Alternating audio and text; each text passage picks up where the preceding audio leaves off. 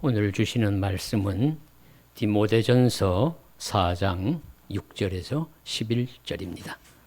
내가 이것으로 형제를 깨우치면 그리스도 예수의 좋은 일꾼이 되어 믿음의 말씀과 내가 따르는 좋은 교훈으로 양육을 받으리라. 망령되고 허탄한 신화를 버리고 경건에 이르도록 내 자신을 연단하라. 육체의 연단은 약간의 유익이 있으나 경건은 범사에 유익하니 금생과 내생에 약속이 있느니라. 미쁘다 이 말이여 모든 사람들이 받을만 하도다. 이를 위하여 우리가 수고하고 힘쓰는 것은 우리 소망을 살아계신 하나님께 둠이니 곧 모든 사람 특히 믿는 자들의 구주시라. 너는 이것들을 명하고 가르치라. 아멘. 서울을 중심으로 북쪽과 남쪽에 사람들이 기억하는 두 개의 정자가 있습니다. 하나는 반구정이고 또 하나는 압구정입니다. 반구정은 파주에서 서쪽으로 15리 정도 떨어진 임진강가의 작은 정자로서 세종조의 명재상이며 청백리의 귀감이었던 황희정승의 정자입니다. 당시로 보아서는 매우 오래 살았다고 할 수 있는 90세, 천세를 누리기까지 황희가 노년을 보낸 곳으로 유명합니다. 반면에 서울의 강남의 압구정은 정자는 없어지고 압구정동 현대아파트 720동 옆에 작은 표식만 남아있다고 합니다. 압구정은 세조의 신하로서 한 시대를 농락했던 간신 한명회의 호를 따서 지은 정자 이름입니다. 압구정은 당시에 우리 한강변에 화려하고 아름답고 거대하게 지었던 정자였고 권력의 상징, 힘의 상징이었지만 이제는 그 정자는 없어지고 표식만 남아 있습니다. 하지만 북쪽의 황희의 정자인 반구정은 사람들이 칭송에 맞지 않는 충성의 자치가 되었습니다. 세종조의 찬란한 업적 위에는 황희의 보필이 있었습니다. 그는 3대에 걸친 왕의 시대에 영의정을 지냈지만 사람들이 그를 우매하다고 할 만큼 눈에 띄지 않게 지냈다고 합니다. 한때 두문동으로 우거하기도 하고 모함을 받아 유배되기도 했지만 언제나 자신의 원칙에 따라 진퇴를 결정하고 조선시대에 가장 찬란했던 시대를 바쳐주는 명재상으로서 이름을 남겼습니다. 그의 삶의 자세를 보여주는 유명한 일화가 있죠. 집에서 두 종이 싸우다가 사내종하고 여자종하고 싸우다가 둘 다 와서 일러 바칩니다. 그래서 사내종이 먼저 와서 여자종을 흉을 보면서 아무개가 이렇게 잘못이 많습니다. 그래 들으니까 그럴듯해서 참 그렇겠구나. 내 말이 옳구나. 그랬다죠. 그 다음에 여자종이 와가지고 앞에 고발한 사내종을 또 흉을 보고 또 그렇게 허물을 말합니다. 그녀에게도 내 말이 옳구나. 그 말을 듣고 옆에서 지켜보던 아내가 사람이 어찌 그렇게 정견이 없느냐. 그러니까 부인 말도 옳소. 이렇게 했다는 그런 말입니다. 그렇게 시를 말하기를 좋아하고 그렇다 하는 말이죠. 시시 얻는 시시 말끝마다 시 그렇다라는 말을 좋아하는 그런 재상으로 부를 정도로였는데 아니오라는 비를 말하기를 삼갔지만 자신이 감옥에 가고 욕을 먹더라도 임금에게나 나라를 위해서는 올바른 소리를 하는 대의를 지키는 그런 자세로 사는 사람이 황희였습니다. 그래서 이와 같은 삶을 산 황희의 반구정은 한명회의 압구정과 달리 명재상의 자취를 남긴 충신의 표식입니다. 소박한 정자 하나도 임금에 충성하고 나라를 다스리는 재상이 되려면 황희처럼 후세가 기리고 본받기를 원하는 좋은 신하, 좋은 재상이 되라는 가르침, 교훈을 주고 있습니다. 오늘날도 황희 같은 공직자, 황희 같은 정치가가 있었으면 하는 바람이 우리 많은 분들에게 있을 것입니다. 여하튼 사람은 살아가면서 어떤 위치이든지 서게 마련이고 어떤 직분이든지 갖게 마련입니다. 그때 황희처럼 좋은이라는 수식어가 붙을 수도 있고 우리 한명회처럼 나쁜이라는 수식어가 붙을 수도 있습니다. 우리는 어떤 수식어가 붙는 사람으로 기억되게 하겠습니까? 선생님이라면 훌륭한 좋은 선생님이 되어야 하고, 선배라면 좋은 선배가 되어야 하고, 부모라면 좋은 부모가 되어야 할 것이고, 친구라면 좋은 친구가 되어야 할 것입니다. 하지만 좋은 스승, 좋은 부모, 좋은 선배, 좋은 의사, 좋은 친구 등은 저절로 아무나 되는 것이 아닙니다. 좋은이라는 말이 붙으려면 그 말이 붙을 만큼 합당한 삶을 살아야 합니다. 오늘 말씀에서 바울은 제자 디모데에게 무엇보다도 그리스도 예수의 좋은 일꾼이 되라고 가르칩니다. 권면합니다. 예수의 악하고 나쁜 일꾼이 아니라 예수의 좋은 일꾼이 되라고 분명히 가르쳐 주시고 있습니다. 그리고 예수의 좋은 일꾼이 되려면 이런 일들을 해야 한다. 이런 것을 갖추어야 한다고 말씀하십니다. 오늘 우리는 그 말씀을 듣고자 합니다. 그래서 이 말씀은 디모데에게만 가르쳐 주시는 말씀이 아니라 이 말씀을 듣고 있는 우리 모두를 향한 가르침입니다. 그래서 이런 가르침을 듣고서 우리 예수의 좋은 일꾼, 예수의 좋은 섬김이 예수를 잘 섬기는 자 되어야 할 것입니다. 그러면 예수님의 좋은 일꾼이 되려면 어떻게 해야 할까요? 자, 예수님의 좋은 일꾼이 되려면 첫째로 하나님의 말씀으로 형제를 깨우치는 사람이 되어야 합니다.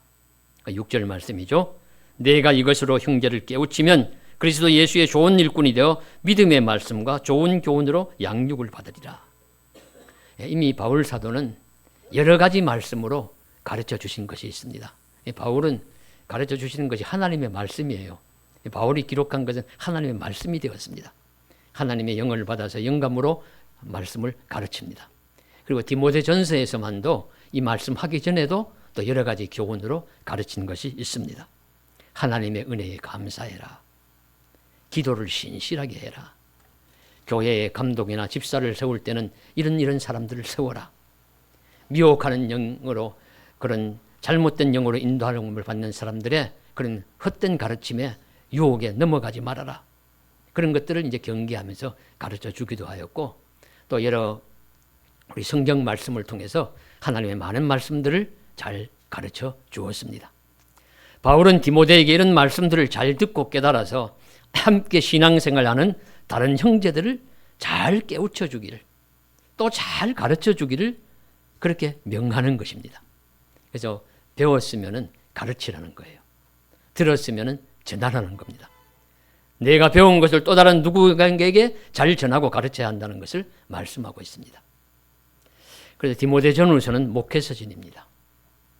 바울은 이 서신을 통해서 제자 디모데에게 그가 교회를 목회할 때, 교회와 성도를 섬길 때 어떻게 섬길 것인지 가르쳐 주시는 말씀입니다. 그것은 예수님의 좋은 일꾼이 되어야 한다고 합니다. 그 길의 첫째가 바로 배운 것을, 자신이 가르쳐 준 것을 내가 잘 배워서 또 다른 사람에게, 또 다른 형제를 잘 깨우쳐 주라. 그렇게 말씀하고 있습니다. 그런 책임이 있어요. 저와 여러분께서도 말씀을 배웠으면 말씀을 들은 것을 또 다른 사람에게 전하고 가르쳐야 될 책임이 있습니다.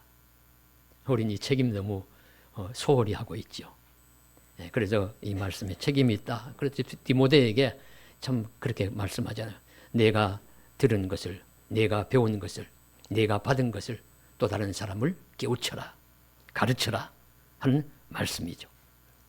오래전 인도의 뉴델리 교육회의에서 한 발표자는 현대인이 저지르기 쉬운 정신적인 범죄가 3가지 있다고 이야기를 했습니다. 그것의 첫째는 모르면서 배우지 않는 것이요, 둘째는 알면서 가르치지 않는 것이요, 셋째는 할 수 있는데도 하지 않는 것이다. 불학, 불교, 불위, 이것이 우리가 저지르기 쉬운 3가지 정신적 범죄라고 하니 우리가 얼마나 많은 범죄를 저지르면서 살아가고 있는지요. 오늘 말씀과 아울러 새겨들어야 할 말씀이라고 보여집니다. 바울도 분명히 디모데에게 내가 가르쳐 준 것을 다른 사람들에게 가르치라고 명합니다. 그래서 오늘 봉독한 마지막 말씀인 11절에서도 너는 이것들을 명하고 가르치라 또 다시 반복해서 당부합니다. 그렇게 보면은 성경에 유능하고 지혜로운 인물들, 훌륭한 인물들은 스승에게 잘 배우고 또 다른 사람들을 잘 가르친 사람들입니다. 가나안의 정복의 지도자인 여호수아를 생각해 보십시오. 여호수아는 모세에게 잘 배웠습니다.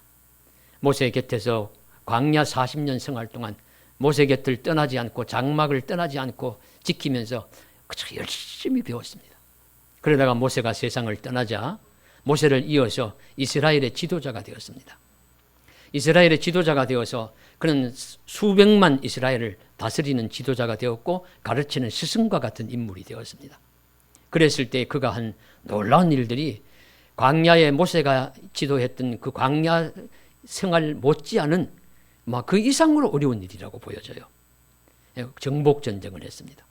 광야를 살아남으려면 배고픔과 추위와 더위와 여러 가지 대적의 공격과 병충해의 공격 등을 이겨내야 하고 견디며 살아야 하지만 정복 전쟁을 할 땐 이 모든 것에 합해서 적군이란 큰 성을 둘러싸고 지키고 있는 그런 사람들과 대적해서 이겨야 합니다. 그것을 잘 수행했습니다. 뿐만 아니라 사람들이 땅 문제에 대해서 얼마나 예민합니까? 얼마나 조금 더 가지려고 몸부림을 치는 것이 땅인데 소유의 문제인데 그 땅 분배를 12지파 하나님의 말씀과 모세에 있을 때 가르쳐 주신 그 가르침대로 제비 뽑고 기도하고 또 그 말씀대로 해서 잘 이렇게 수행을 합니다. 정복 전쟁과 땅 분배라는 이 어려운 문제를 잘 수행할 수 있는 길은 여호수아가 훌륭한 스승과 같은 인물이 아니었으면 할 수 없는 일이에요. 그런 놀라운 일들을 여호수아는 스승 모세에게 배운 내용을 잘 감당하여서 잘 지도하는 스승으로서 땅 분배 작업과 정복 전쟁을 훌륭하게 수행했던 것을 우리가 보고 알 수가 있습니다. 잘 백성을 지도하는 스승이기 때문에 가능한 일이었습니다. 한 사람의 제자로서 배우고 자라서 스승의 역할을 잘 감당한 또 한 사람은 사무엘입니다. 사무엘의 스승은 엘리 제사장으로서 그렇게 훌륭하다고 성경에 나타나지는 않습니다. 그러나 사무엘은 그의 아래서 배울 것은 배우고 버릴 것은 버리고 그리고 특별히 하나님의 말씀 앞에서 자라났습니다. 하나님의 말씀 앞에 자라나서 그가 장성하여서 훌륭한 이스라엘의 지도자가 되었고 만백성의 스승이 되었습니다. 성경학자들은 사무엘이 삼중직의 직책을 잘 수행한 인물이라고 칭찬합니다. 어떤 직책이냐면 사사, 마지막 사사요. 최고 지도자, 정치적인 지도자입니다. 그리고 선지자였습니다. 그리고 제사장 역할을 했습니다. 사사와 선지자와 제사장 역할을 충실히 잘 감당한 훌륭한 스승으로서의 삶을 살았습니다. 얼마나 대단했느냐 하면 사무엘이 왕을 만드는 킹메이커의 역할을 2번이나 한 사람입니다. 잘 아시는 대로 우리 시대의 대세를 따라서 왕을 달라 그렇게 백성들이 요구할 때 하나님의 말씀을 따라가지고 사울을 왕을 삼았죠. 기름 부어 왕을 삼았는데 이 사울이 자꾸 어긋납니다. 말씀을 잘 순종하지 아니하고 그저 거역하고 자기 마음대로 교만하고 그러니까 또 다른 왕을 세우는데 다윗을 찾아가서 어린 다윗에게 기름 부어 왕이 될 자로 이제 예견합니다. 예언하듯이 그렇게 기름 부어 왕을 삼습니다. 그래서 이 사무엘은 이스라엘 역사에서 사사시대의 지파동맹체제에서 벗어나 왕정기를 가져오는 것을 주도한 인물이었습니다. 결과적으로 다윗이 이후 왕이 되게 함으로 이스라엘의 절대 왕정의 최고 전성시대를 구가하게 한 주인공과 같은 인물입니다. 당시 사울이 왕이었지만 만백성의 스승으로서 사무엘의 영향력이 얼마나 컸었는지를 성경은 잘 드러내고 있습니다. 사무엘도 한 시대를 충성스럽게 감당한 하나님의 좋은 일꾼이면서 백성들의 훌륭한 스승이었습니다. 누군가의 제자이면서 또 다른 사람을 잘 지도한 인물로 우리 신약에서는 사도 요한을 들 수 있어요. 요한은 공간복음서에서 보면은 이름만 나옵니다. 그리고 보아너게라는 예수님께 별명을 얻었죠. 우레의 자식이다. 야고보와 함께 형제로서 성정이 급하고 다혈질적이고 해서 너는 우레의 자식이 아니냐. 이런 이야기까지 들었고 3인방의 하나로서 야고보, 베드로, 야고보, 요한 3인방 하나로서 예수님과 함께 늘 다녔지만은 뭐 이름 적는 것 외에는 우리 공관복음, 마태, 마가, 누가복음에는 별로 나오는 게 없어요. 그런데 예수님이 십자가에 죽으시고 부활하시고 승천하시고 가신 이후에 요한은 잘 자라났습니다. 예수님께 들은 말씀을 잘 배워서 우리 성경 이외의 다른 많은 저서에서는 요한이 훌륭한 인물로 드러납니다. 그리고 에베소 교회의 주교, 에베소 교회를 소아시아의 중심교인 에베소 교회를 목회하는 목회자였고, 그리고 또 우리 요한계시록에서 볼 수 있듯이 반모섬에 박해를 받아서 귀양간 유배를 간 박해받는 당사자였고, 그리고 그 이후에 또 풀려나서 요한계시록, 요한 1, 2, 3서 요한복음을 기록한 성경 기록자였고, 그러면서 또 너무 기도를 열심히 많이 하고 많이 연세가 많아 몸이 노쇠해져서 제자들에게 업혀가면서도 다른 사람들을 향해서 서로 사랑하라고 교훈을 했던 그런 인물이 바로 사도 요한입니다. 그래서 이 요한이 훌륭한, 잘 배워서 훌륭하게 또 남을 가르치는 그런 귀한 인물이 된 사람의 모범입니다. 바울은 디모데에게 이와 같은 좋은 전철을 밟기를 원하는 것입니다.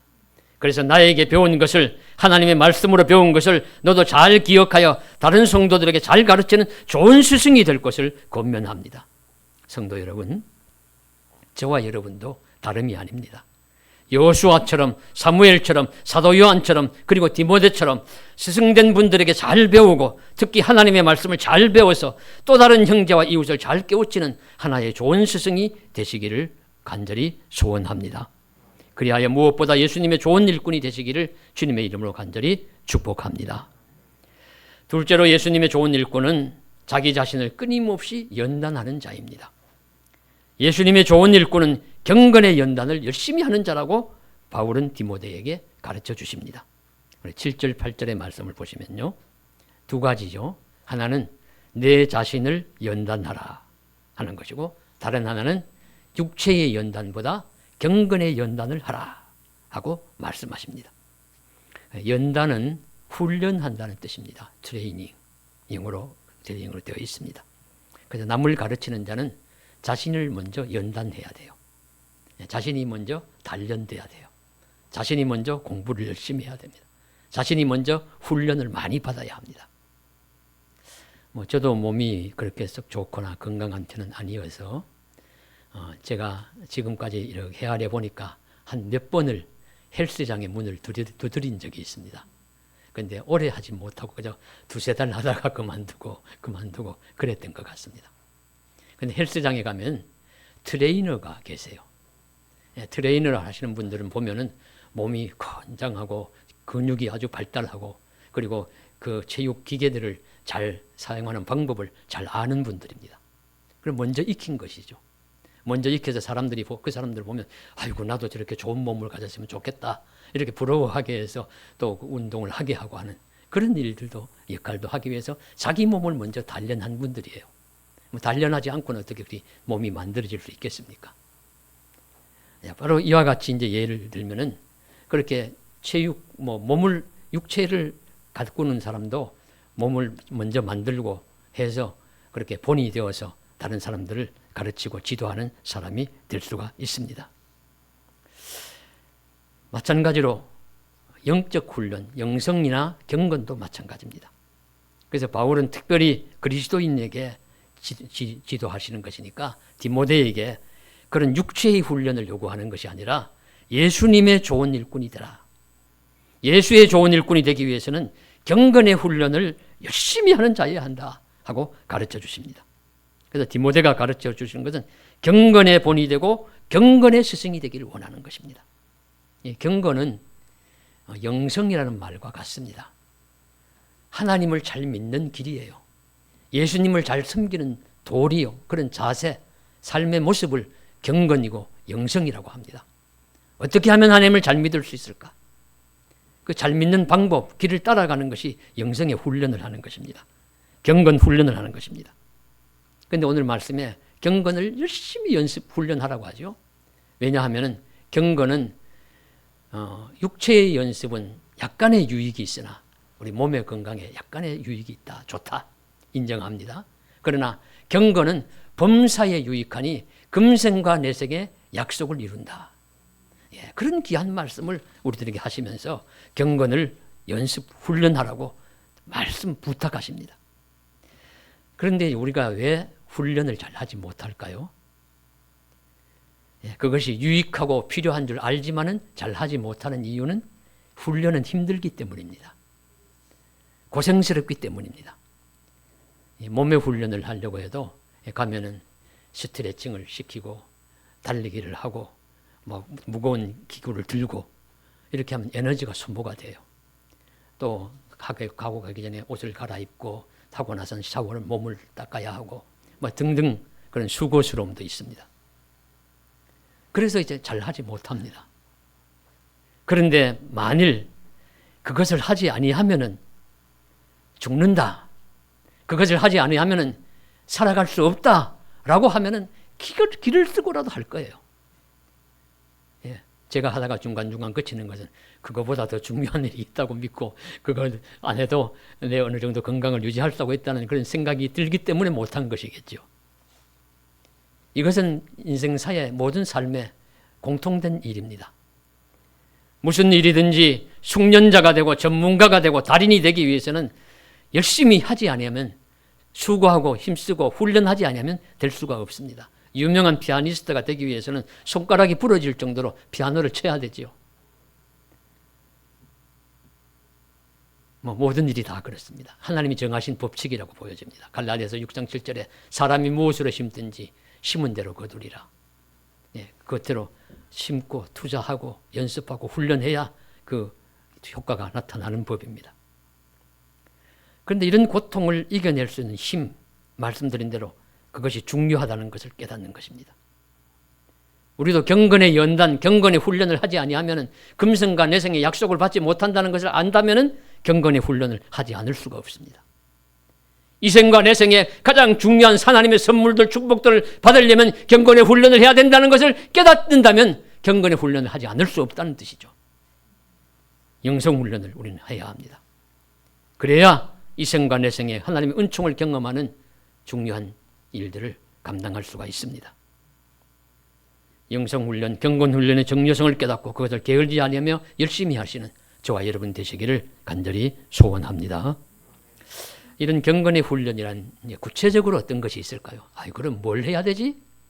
이렇게 물으신다면 현대 영적 훈련의 대가라고 알려진 리차드 포스트가 그의 영적 훈련과 성장이라는 책에서 12가지의 영성 훈련을 제시하고 있습니다. 그래서 하나하나 우리가 길게 설명할 수 없으니 그 제목만 보시더라도 어떤 것을 해야 되는가 우리 알 수 있습니다. 첫 번째가 하나님과 은밀하고 개인적인 교제에 초점을 맞춘 내적인 훈련이 4가지인데 그것이 묵상 훈련, 기도 훈련, 금식 훈련, 말씀 공부 훈련입니다. 이 4가지가 하나님과 은밀한 교제를 갖는 더 깊은 영성을 충만하게 할 수 있는 그런 훈련 제목, 강의 공부 제목이라는 것입니다. 그리고 이웃과의 관계에 좋은 영향을 미치는 훈련 4가지가 이어지는데 그 4가지는 단순성 훈련. 너무 복잡하게 살지 말래요. 단순하게 살아라. 고독 훈련. 여러분 홀로 살면서 홀로 하나님을 바라보면서 영성을 키워가는 일도 우리 이 귀한 영적 훈련입니다. 고독 훈련, 순종 훈련, 섬김 훈련 이런 것이 이제 이웃과의 관계에서 좋은 영향력을 미치는 영적인 훈련이고요. 마지막 4가지는 그리스도인들이 함께 모여서 공동체로 영적 성장을 도모하는 훈련인데 그것은 고백 훈련, 예배 훈련, 인도 훈련, 경축, 축하하고 기뻐하고 즐거워하는 그런 훈련까지 이 12가지를 영적 성장을 위한 경건 훈련이다 제시함으로써 그리스도인들이 예수의 좋은 일꾼으로도 자라가는 길을 돕고 있습니다. 우리도 유용한 훈련임을 깨닫고 이 중 몇 가지라도 잘 붙들고 꾸준히 잘 훈련함으로 예수님의 좋은 일꾼으로 살아가는 역사가 일어나기를 간절히 소망합니다. 다 잘할 수는 없을 거예요. 12가지를 어떻게 다 잘하겠습니까? 그러나 나는 예배 훈련은 열심히 한다.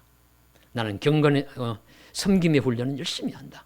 나는 인도 훈련, 나는 경축 훈련, 나는 또 여러 가지 묵상 훈련, 성경 공부, 말씀 공부 훈련, 뭐 등등 어떤 것이든지 초점을 잡아서 붙들고 잘 하여서 우리 영적인 훈련을 잘 감당하시기를 원하고요.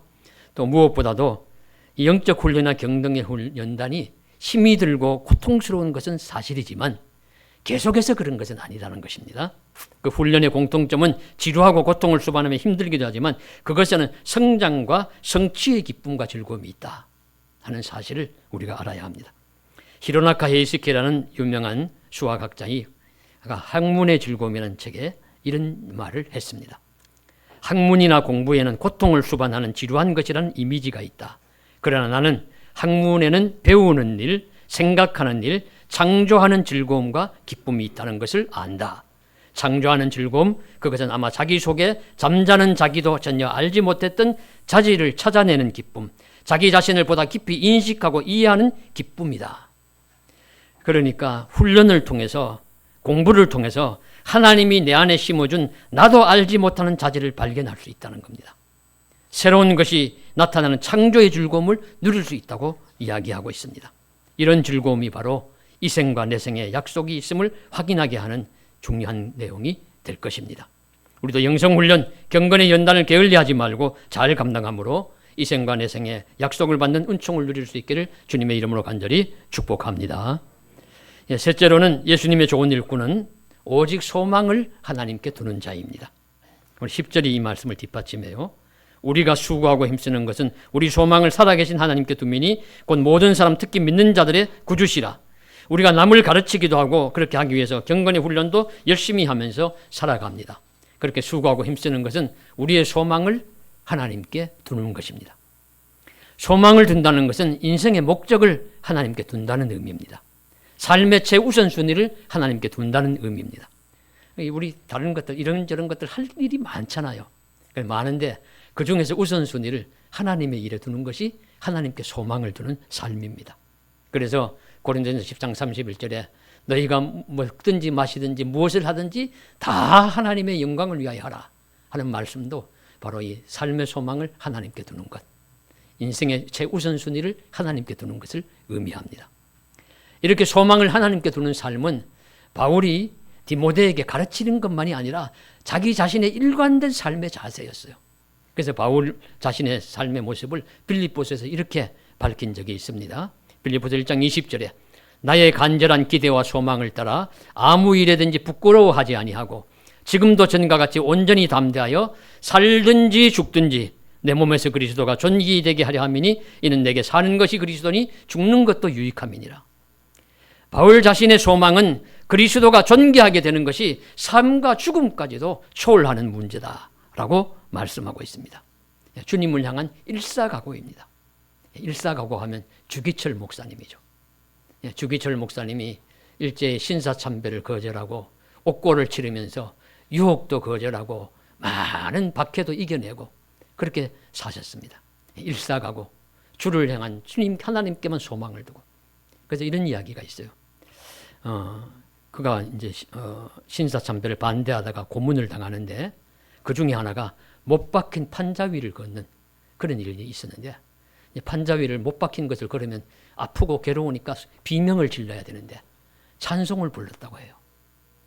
서쪽 하늘 붉은 노을 영문 밖에 비치누나 찬송을 부르면서 걸었다고 하니 일사각오 주를 향한 그런 마음이 가득하신 분이었다는 것을 우리가 알 수 있습니다. 하나님의 좋은 일꾼으로서 일생을 사신 것입니다. 우리도 이 일의 최우선순위를 하나님께 두는 자가 되기를 원하고 먹든지 마시든지 무엇을 하든지 다 하나님의 영광을 위하여 일하는 자가 되기를 원합니다. 무엇보다도 하나님께 소망을 두는 자가 되어 예수님의 좋은 일꾼이 되어 하나님께 영광을 돌리기를 주님의 이름으로 간절히 소망합니다. 기도드리겠습니다. 사랑하는 하나님 아버지, 말씀을 잘 배우고 익혀서 형제를 잘 깨우치는 좋은 일꾼이 되게 해 주십시오. 나 자신이 먼저 잘 연단되어 경건의 훈련을 잘 받아서 영성이 성숙하고 그렇게 우리 영육 간에 건강한 우리 영혼이 되는 그런 몸을, 마음을, 그런 자세를 가질 수 있도록 축복하여 주시옵소서. 오직 소망을 하나님께 두어 인생의 목적을 여호와 하나님께 두고 복잡한 삶 속에서 하나님이 일이 우선이 되는 그런 은혜 이루어 주님의 일들을 잘 이루어 나가는 복된 하나님의 좋은 일꾼이 되게 해 주십시오. 그런 귀한 일들을 이루는 좋은 일꾼이 되어 주님께 칭찬받는, 마지막에 하나님의 칭찬을 받는 하나님의 사람이 되게 해 주십시오. 모든 말씀 예수님의 이름으로 기도드리옵나이다. 아멘.